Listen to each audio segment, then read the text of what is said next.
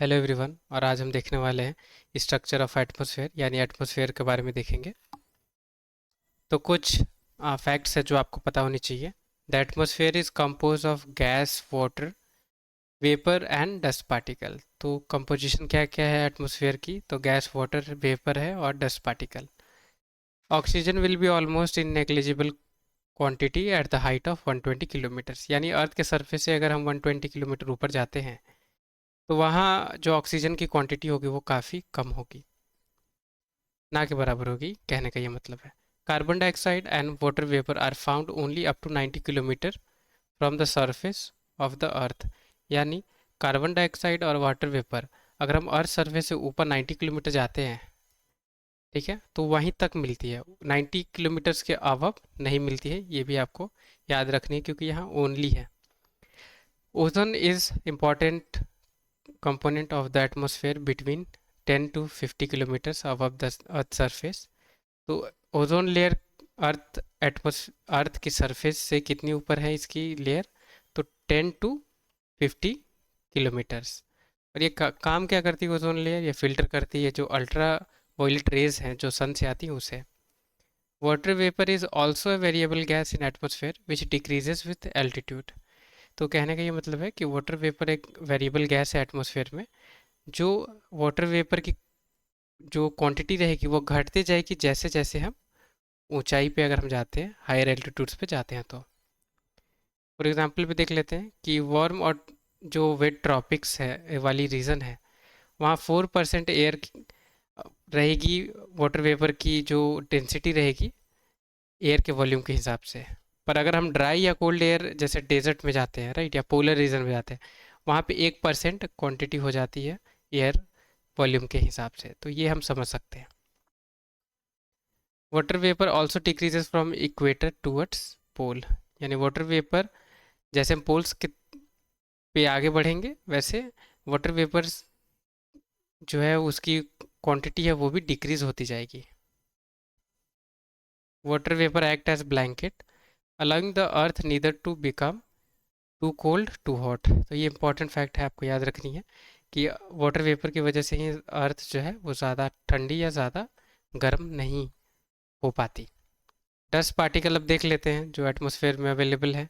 तो sea salt है, fine salt है, smoke soot, ash, pollen, dust and disintegrated particle of meteor. तो meteors के कुछ डिसइंटीग्रेटेड जो पार्ट रहते हैं, पार्टिकल्स, वो है डस्ट है, सी सॉल्ट भी है, फाइन पार्टिकल, ऐश, पोलन और स्मोक सूट। तो ये याद रखनी है क्योंकि पूछ सकती है यूपीएससी आपसे कि which of the following particles come under dust particle of atmosphere, ठीक है। The higher concentration of dust particle is found in subtropical and temperate region. ये भी याद रखनी है कि सबसे ज़्यादा जो सब ट्रॉपिकल जो रहेगी रीजन और टेम्परेट रीजन रहेगी वहाँ ये मिलती है। अब ये ऐसा क्यों होती है? क्योंकि ड्राई विंड्स जो है इक्वेटोरियल और पोलर रीजन में ड्राई विंड्स रहती है, तो ड्राई विंड्स की वजह से वहाँ कैरी हो जाती है। Atmosphere consist different layers with very density and temperature. तो जैसे जैसे टेम्परेचर और डेंसिटी की थोड़ी सी वेरिएबिलिटी रहेगी जो एटमॉस्फेयर की लेयर है उससे। तो density is higher near the surface of earth and decreases with increased altitude, यानी डेंसिटी जो सरफेस की रहेगी वो, क्योंकि सरफेस पे आपको पता होगा ग्रेविटेशनल फोर्स भी ज़्यादा रहती है, राइट, इसलिए डेंसिटी यहाँ पे ज़्यादा है। तो डेंसिटी जैसे जैसे हम ऊपर की ओर बढ़ेंगे, एल्टीट्यूड हायर एल्टीट्यूड पे जाएंगे, वैसे वैसे डेंसिटी जो है वो भी कम होते रहेगी एटमॉस्फेयर की।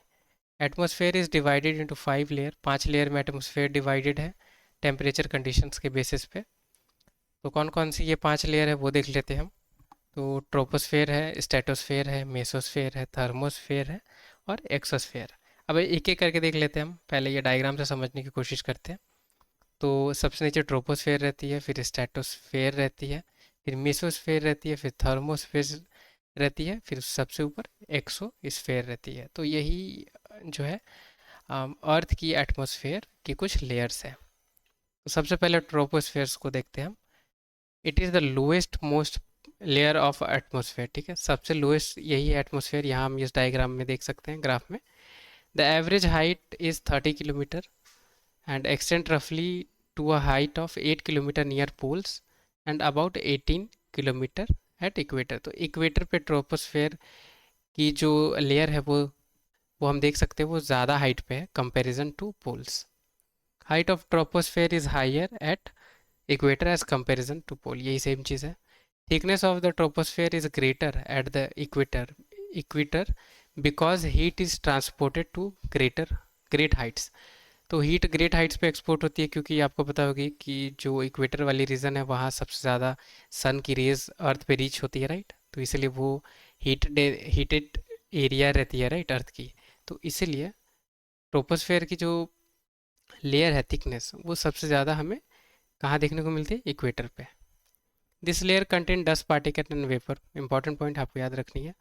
All changes in climate and weather take place in this layer. Obvious सी बात है कि अर्थ सरफेस के काफ़ी करीब है, तो क्लाइमेट वेदर हो या डस्ट पार्टिकल हो या वाटर वेपर हो, यहीं अवेलेबल रहेगी।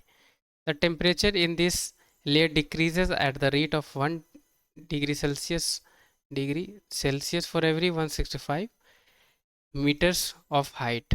तो टेम्परेचर, क्या ये खासियत है ट्रोपोस्फेयर की कि ट्रोपोस्फेयर से अगर हम ऊपर जाते हैं तो टेम्परेचर डिक्रीज हो जाती है, यानी कोल्ड आप कह सकते हैं, कोल्ड लाइक सिचुएशन रहती है वहाँ पे। द जोन सेपरेट, यानी ट्रोपोस्फेयर सेपरेट होती है स्ट्रेटोस्फेयर से कौन, एक लेयर से, उस लेयर को कही जाती है ट्रोपोपॉज। यहाँ हम देख सकते हैं ये है ट्रोपोस्फोर, ट्रोपोपॉज यहाँ पे भी है जो स्ट्रेटोस्फेयर और ट्रोपोस्फेयर को सेपरेट करती है। Air temperature at the tropopause is about -degree Celsius. तो आप देख सकते हैं काफ़ी ज़्यादा कोल्ड रहती है यहाँ पे temperature. The temperature here is nearly constant and hence it is called as troposphere. तो कुछ ट्रोपोस स्फेयर के अगर हम ऊपर जाएंगे और ट्रोपोपॉज आएगी, राइट, और ट्रोपोपॉज से अगर ऊपर जाते हैं तो यहाँ कांस्टेंट रहती है थोड़ी सी टेम्परेचर, वही यहाँ पे कही जा रही है।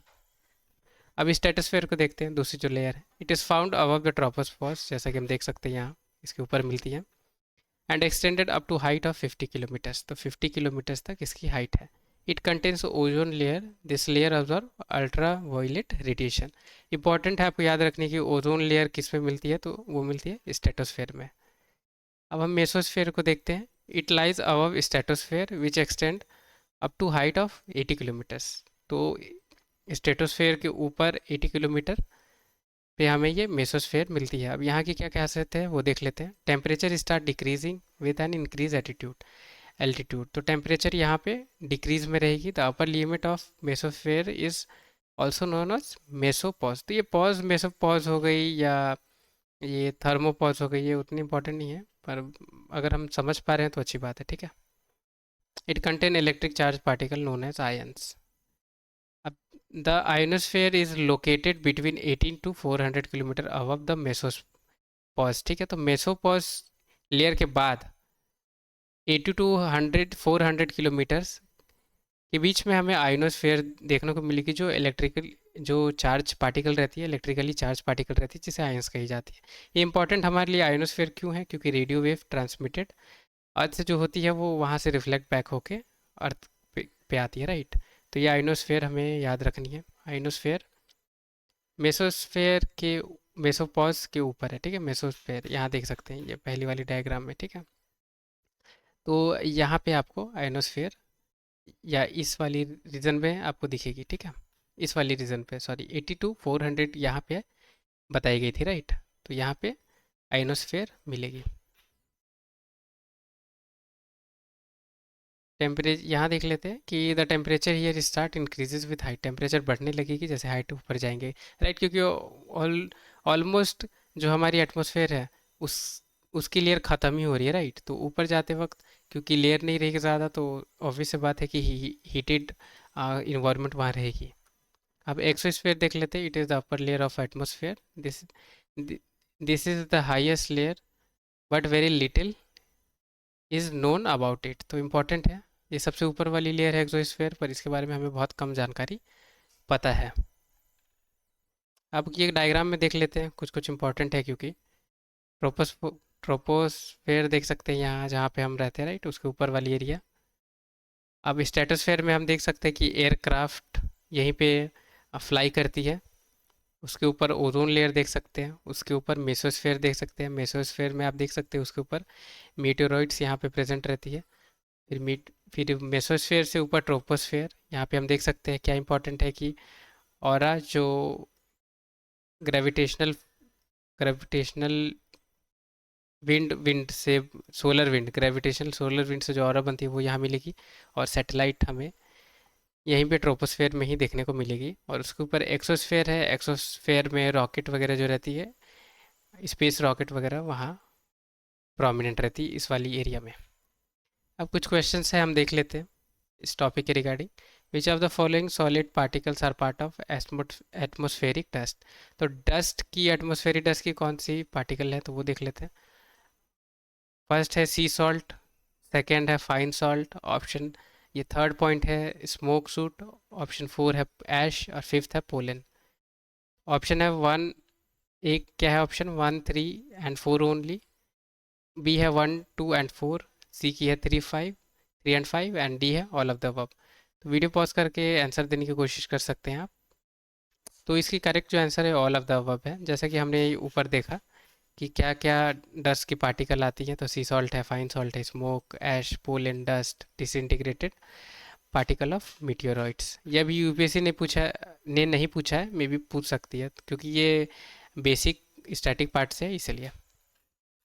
एक और देखते हैं, which one of the following gases constitute the major portion of the atmosphere. तो एटमॉस्फेयर में कौन सी गैसेस है जो सबसे ज़्यादा पोर्शन में अवेलेबल है। तो ए है ऑक्सीजन, बी है आर्गन, सी है नाइट्रोजन, सी है कार्बन डाइऑक्साइड। तो वीडियो पॉज करके आंसर देने की कोशिश करें।